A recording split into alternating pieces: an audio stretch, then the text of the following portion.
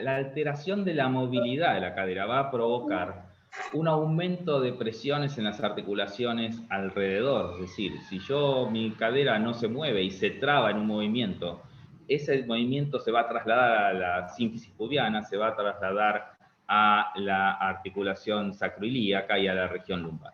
Entonces, todos los músculos alrededor de la articulación van a recibir la orden del cerebro de que no se muevan esas articulaciones y se van a contracturar. Si es un mecanismo general que ocurre en todas las articulaciones, la contractura refleja a la patología intraarticular. Entonces, todas estas cosas las tenemos que tener en cuenta en nuestro diagnóstico y en el ofrecimiento del tratamiento al paciente, pues lógicamente no solamente tenemos que tratar la patología digamos, primaria, sino todas estas patologías secundarias.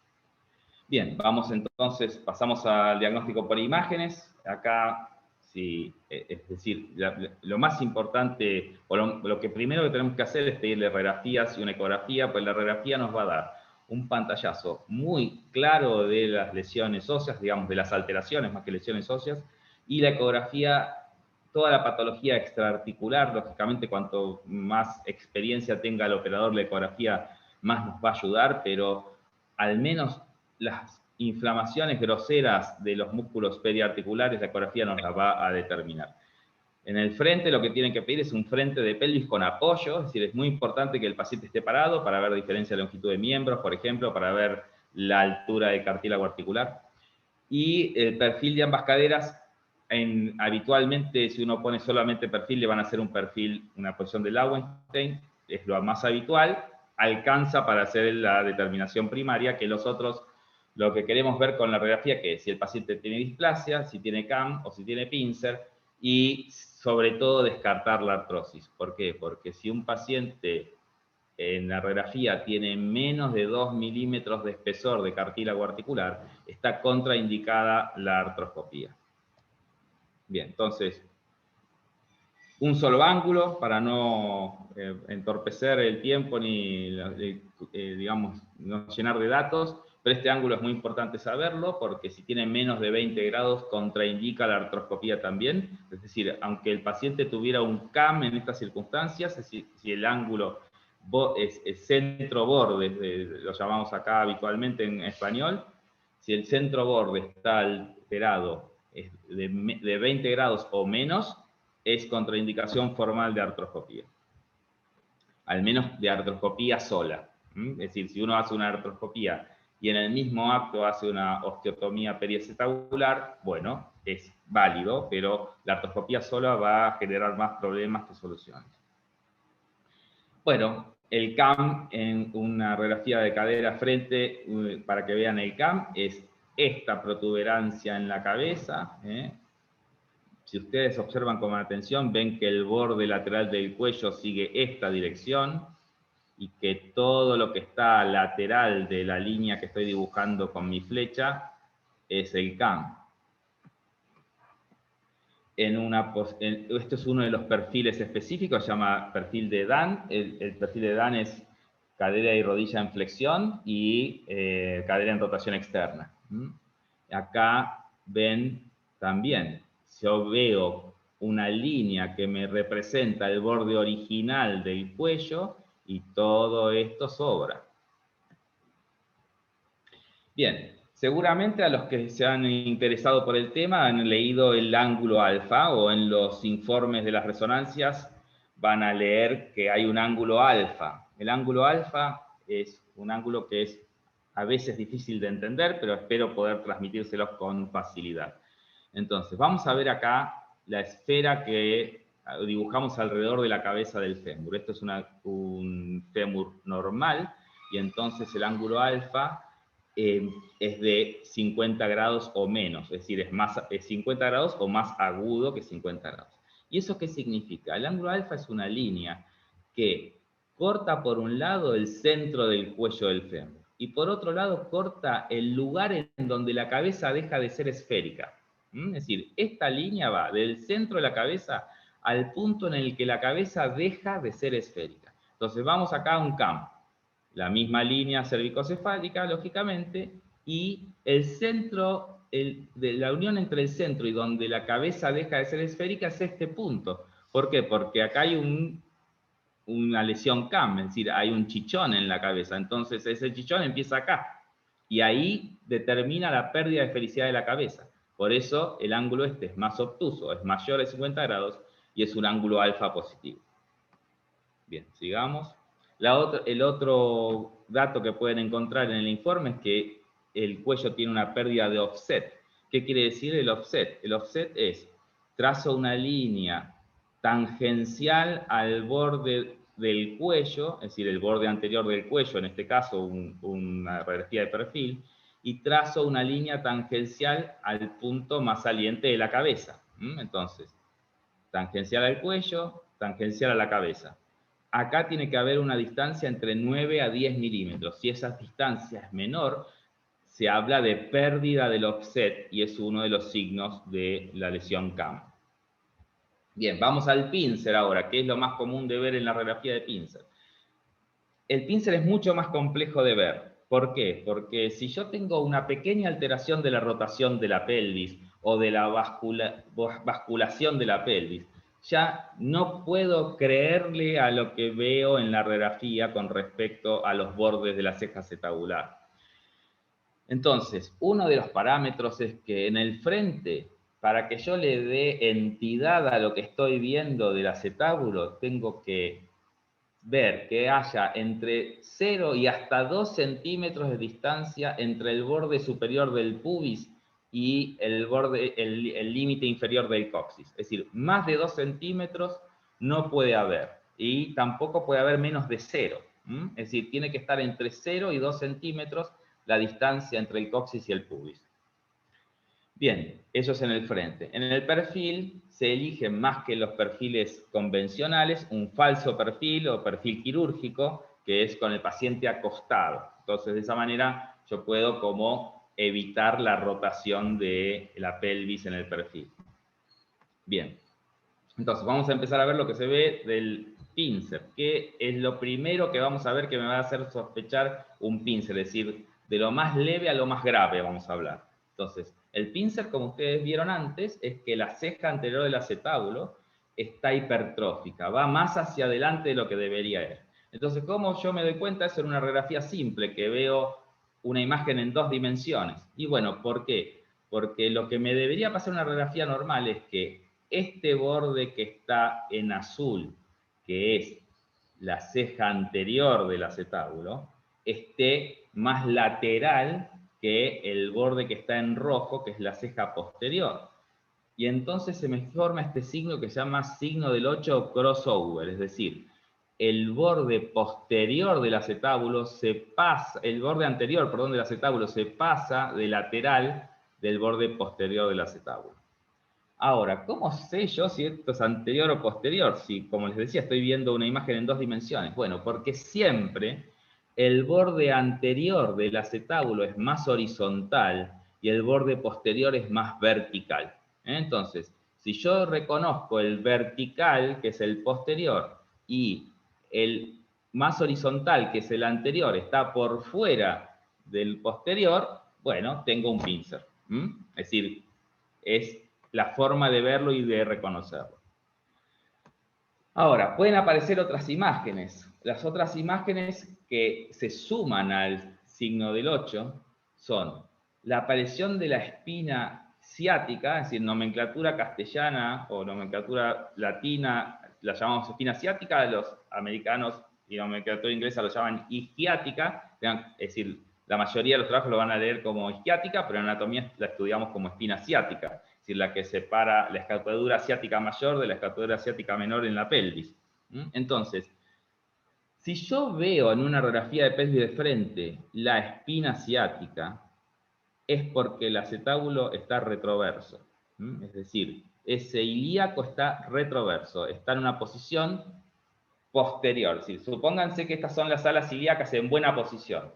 El ilíaco hace así, se va hacia atrás. Es decir, la retroversión del acetábulo hace que me aparezca la línea ilioisquiática de una manera distinta y que me aparezca la espina ciática, que no la debería haber en una radiografía de pelvis de frente normal.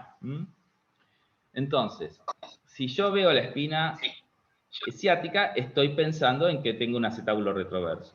Y otro de los signos que voy a tener es que el punto central de la cabeza del fémur va a estar a lateral del borde acetabular posterior. Es decir, es como que tengo la cabeza salida para afuera. Todos esos signos. Y yo le agregaría también al acetábulo retroverso, que no está descrito, pero que la espina ilíaca anteroinferior se hace más visible que en una radiografía de frente normal. Bien, seguimos. Entonces, ya cuando nos pasamos del pincer, vamos a decir, hasta ahora fue pincer, acetábulo retroverso, y ahora vamos a pasarnos un poco esta situación a patologías más graves de la relación entre la posición de la cabeza y del acetábulo. Entonces, en una radiografía normal, ustedes van a ver la imagen en lágrima, por fuera de la línea ilioisquiática. Esta es la línea ilioisquiática, esta es la imagen en lágrima. Si la cabeza del fémur y el acetábulo tienen una buena relación, siempre la imagen en lágrima va a estar por fuera de la línea ilioisquiática. Vamos a hablar de dos términos ahora, de la coxa profunda y de la protrusión acetabular. En la coxa profunda, la imagen en lágrima está por dentro de la línea ilioisquiática. Línea ilioisquiática, imagen en lágrima. Por dentro de la línea ilioisquiática, coxa profunda. Ahora, si yo tengo la cabeza por dentro de la línea isquiática, línea ilioisquiática, cabeza del fémur, está la cabeza por dentro de la línea, estoy hablando de una protrusión acetabular. Tanto coxa profunda como protrusión acetabular son contraindicación de artroscopía. Bien. Por último, para terminar con las imágenes, resonancia magnética nuclear. No voy a decir nada más, que debe ser con el field of view, es decir, el campo de visión máximo de 180 milímetros, porque si no, no van a ver nada. Es decir, no es, digamos, útil para el diagnóstico de fricción femoroacetabular una resonancia que sea de ambas caderas para detectar necrosis de la cabeza del fémur, por ejemplo. Tiene que tener el colimador de máximo 180 milímetros. ¿Y cuándo pido una artroresonancia? Es decir, yo tengo un paciente y digo, ¿cuánto le pido la artroresonancia? Bueno, hay para mí dos situaciones. Una es cuando me quedan dudas con el examen clínico si esto es intra o extraarticular. ¿Por qué? Porque cuando le mando a hacer la artroresonancia le pido al médico de imágenes que le inyecte lidocaína intraarticular o un anestésico local intraarticular. Y si la patología es intraarticular, lógicamente durante 2 horas el paciente va a estar libre de síntomas. Eso es una prueba diagnóstica muy importante. O si no, si yo tengo una total seguridad del diagnóstico, previo a la artroscopía para determinar las lesiones en el labrum, es muy práctico. ¿Por qué? Porque no me queda duda si el líquido de contraste pasa a través de una lesión en el labrum o no. Bien, algunas imágenes, digamos, típicas. Acá hay un CAM inmenso, un os acetabularis, el labrum, digamos, también alterado, y la unión condrolabral. Una imagen axial con la pérdida del offset. Fíjense, acá viene la cabeza y hay como una tienda de campaña acá antes de que empiece el borde lateral del cuello como corresponde. Es decir, acá la línea debería pasar por acá abajo, esto no debería existir, esto es una pérdida de offset visto en la resonancia.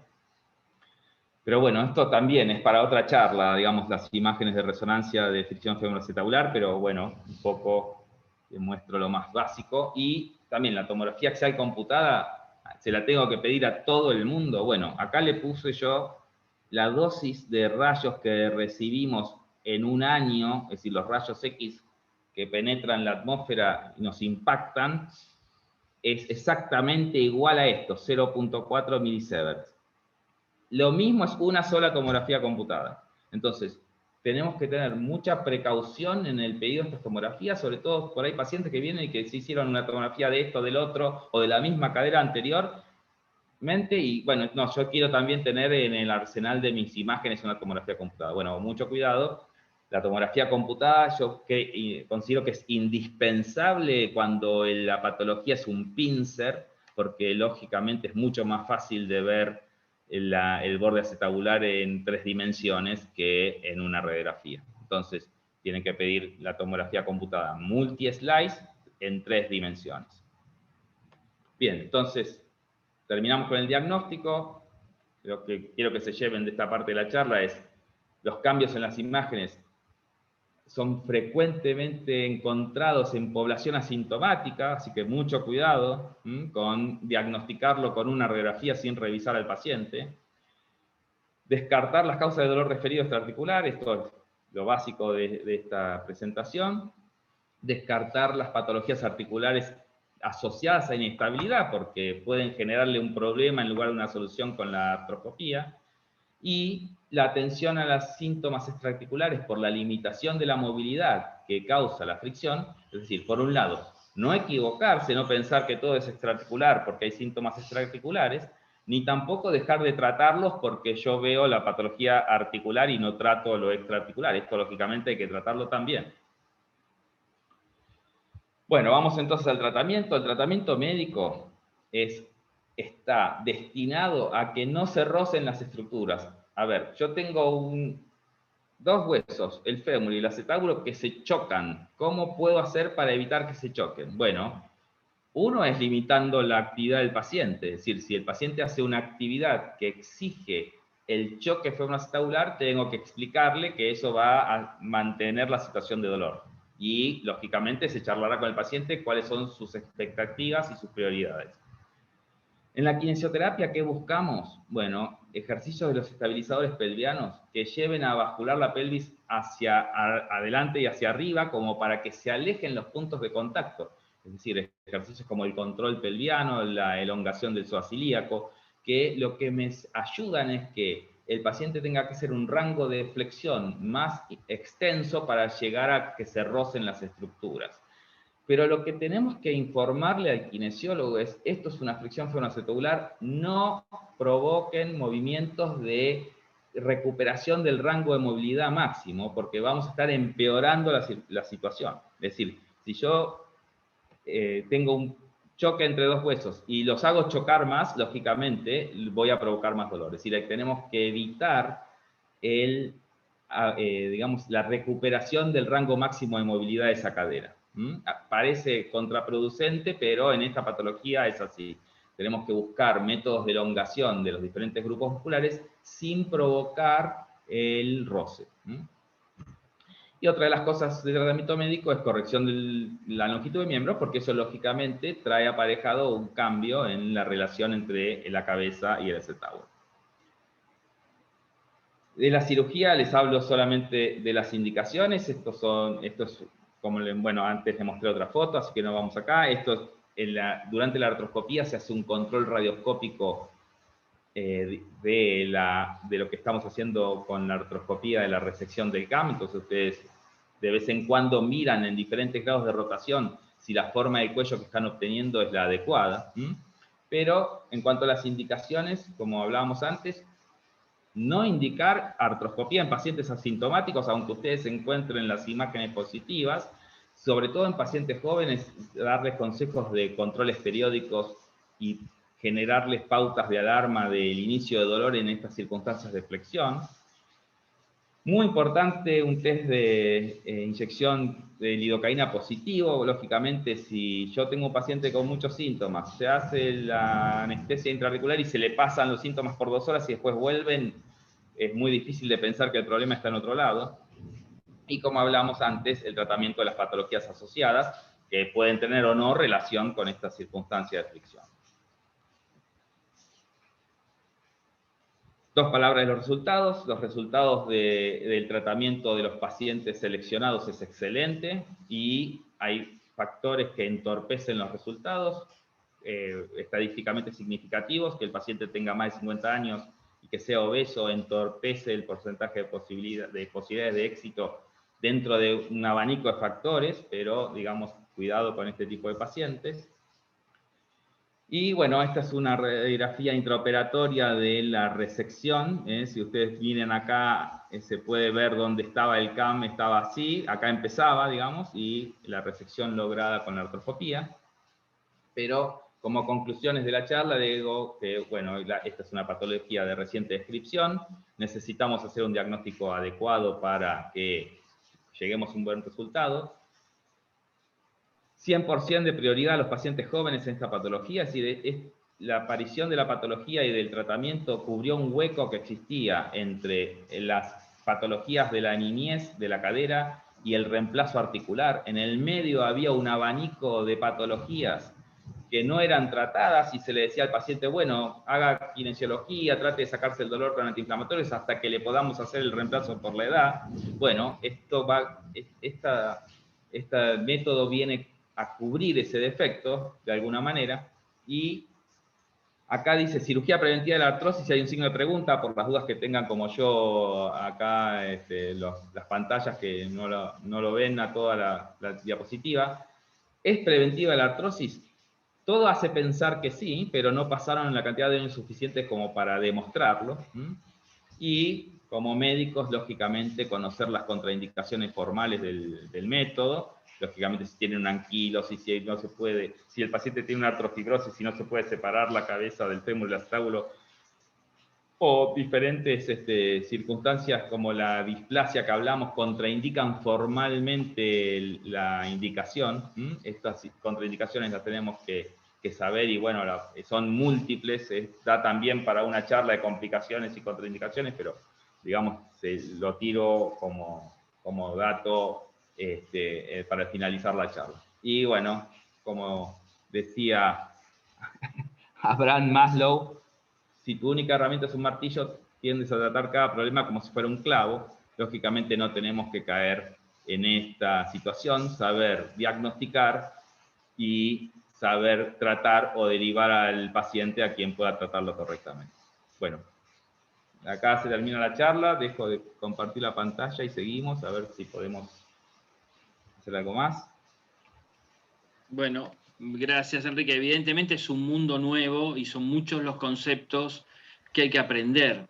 Veo que hay un traumatólogo de mucha experiencia, Josep Pous de Barcelona. Josep, ¿cuántos de estos casos habremos visto y no sabíamos lo que eran, no? Bueno, si queréis, podemos recapitular un poquitín. A ver, ¿me sentís bien? ¿Oíais bien? Perfecto. Sí, vale. Cuando empezó la artroscopia de cadera, yo también me metí, pero posteriormente yo puedo decir que no tengo experiencia porque después lo hicieron otros y yo ya lo dejé. Esto por delante, por tanto no puedo opinar de esto. Dos cosas. Una es los resultados. Estoy viendo muchos pacientes que les han hecho tratamientos artroscópicos en estas patologías y que muchos siguen prácticamente, no diré igual, pero casi igual que antes. No digo, ya digo, a lo mejor es dentro de este 20% me han tocado a mí, pero es lo que estoy viendo yo. Además, si son gente deportiva de un rango alto, es difícil de que no vuelvan a tener ciertos problemas, porque si nosotros esta cadera hacemos una flexión máxima, rotación interna, externa, probablemente también hay posibilidad de que se pince. Pero para mí, el problema importante es una descompensación de esta cadera, que hay una sinovitis, que si nosotros podemos tratar esta sinovitis, a lo mejor volvemos a la fase, diríamos, de entre descompensaciones. Y lo digo porque mis dos caderas, si las vierais, no tiene un CAM, tiene un CAM y medio. Tiene un Camp Nou. Exacto, así de grande. Entonces creo que muchas caderas en la infancia hacemos a veces una pequeña epifisiolisis. La epífisis desliza un poquitín, se queda allá y entonces tenemos esta especie de joroba o ojiva que realmente es muy importante. Y yo lo tengo. Sin embargo, problemas de este tipo no he tenido. Sin embargo, he tenido dos necrosis de cadera, una hace casi 20 años y la otra hace 4, primero una, después la otra. Y una vez solucionado el problema de la necrosis, no he tenido demasiados problemas. Evidentemente no soy yo un atleta que pongo la cadera doblada y todas esas cosas, por supuesto. A ver, deporte, hago un poco de golf y cosas así, bicicleta, todo eso, y no tengo ningún problema. como decíamos antes, creo que lo de siempre, si tienes un martillo, evidentemente todos son clavos y se están haciendo, yo creo, demasiadas artroscopias para intentar solucionar ese problema. Yo no digo que la persona que crónicamente tiene los pensamientos de esas cosas, pues lógicamente sí, y en la teoría es muy bonito ver pues, una cabeza totalmente redonda, sin la típica jiba y todas esas cosas, parece excelente. Pero tenemos que ir y tocar un poquitín de pies en el suelo y yo creo que es esto, una descompensación, una sinovitis, a lo mejor en un momento determinado ha hecho un pinzamiento, que se ha pinzado la sinovial, hace una reacción inflamatoria de toda la cadera que evidentemente te puede dejar prácticamente con una insuficiencia, con muchos problemas. Si consiguiéramos bajar esta inflamación y esta sinovitis, a lo mejor volveríamos a la fase, diríamos, asintomática. Y como decimos, hay evidentemente muchísima gente asintomática, como les decía, y que no tiene ningún problema. Esto es un poquitín mi modo de ver, pero ya digo, lo que estoy viendo últimamente son bastantes casos realmente que no les han conseguido solucionar el problema habiéndoles hecho una cirugía perfecta con gente experta, no son gente que empiece ni mucho menos, o sea, con experiencia muy alta, y esto sí que es lo que no he acabado de ver.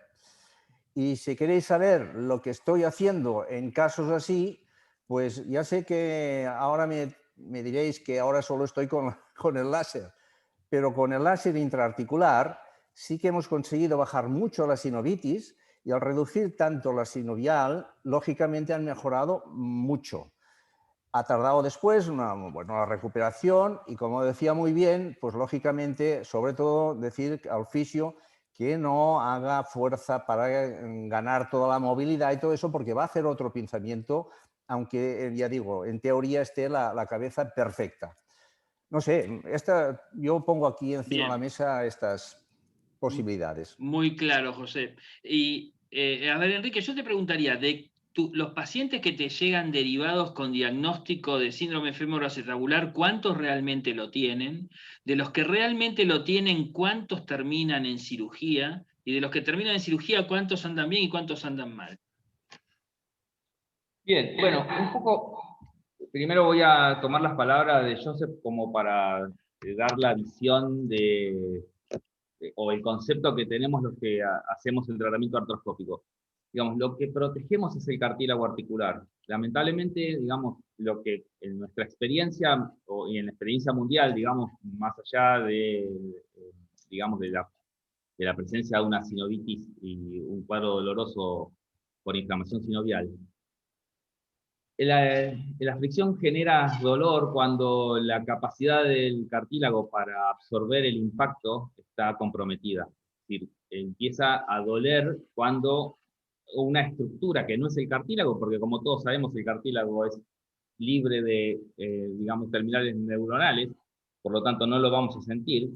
Así que cuando lo empezamos a sentir es porque hay una situación de impacto que interesa a alguna estructura que está con terminales nerviosas. Por eso, sobre todo en gente joven, como les explicaba, y por eso mostré la diapositiva con el fenómeno este de el borde de la alfombra, que en las lesiones de cartílago en el CAM, digamos, las lesiones de cartílago que provoca el CAM en el acetábulo, son, digamos, constantes, es decir, en todos los pacientes que tienen CAM, tarde o temprano va a aparecer esa lesión, y cuanto ustedes más precozmente puedan tratar a un paciente, digamos, que no tenga lesiones de cartílago, más efectiva va a ser la cirugía en el futuro y menos síntomas residuales van a tener ese paciente. Es decir, que los síntomas residuales dependen de un abanico de posibilidades muy extenso, digamos, y habría que ver caso por caso cuál es la causa del sostenimiento de síntomas en el postoperatorio. Pero la más frecuente es que el cartílago articular ya haya fallado en forma definitiva, vamos a decir, que no lo podamos recuperar.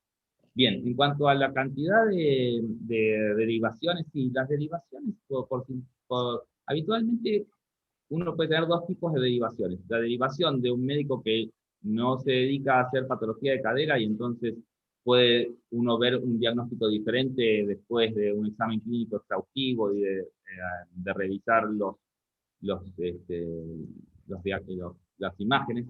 Y cuando viene derivado de algún médico que hace cadera o viene por una segunda opinión, que es lo más habitual, digamos, ¿no? De recibir para segunda opinión, ¿por qué? Porque a veces es muy chocante para el paciente decir, bueno, a mí apenas me duele un poquito la cadera y ya me dijeron que me tenía que operar.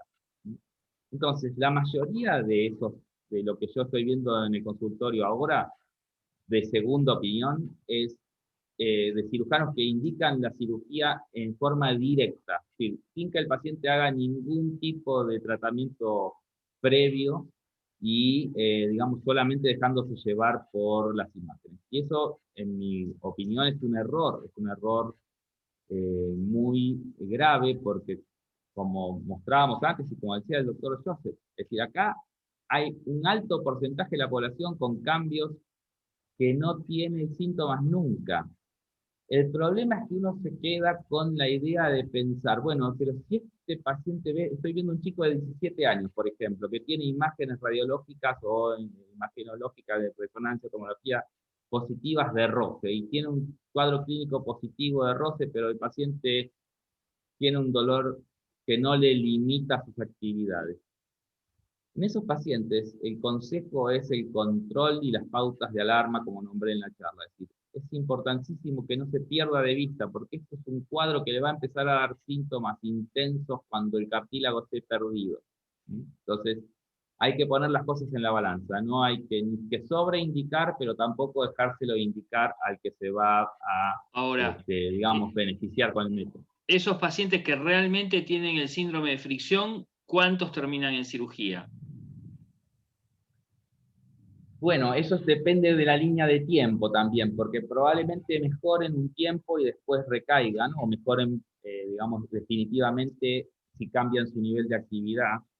En los casos leves, vamos a decir, porque lógicamente la morfología de la deformidad tiene mucho que ver con la intensidad del síntoma y con la reproducción del síntoma en forma permanente o en forma aleatoria por un movimiento extremo. Así que es muy variable, pero digamos, el porcentaje de casos es decir, que nunca va a volver, lógicamente no lo sabemos, pero que mejoran con la kinesiología notablemente, te diría que el 50% mejora notablemente con la kinesiología y el otro 50%, digamos, no tiene ningún resultado con la kinesiología. Es decir,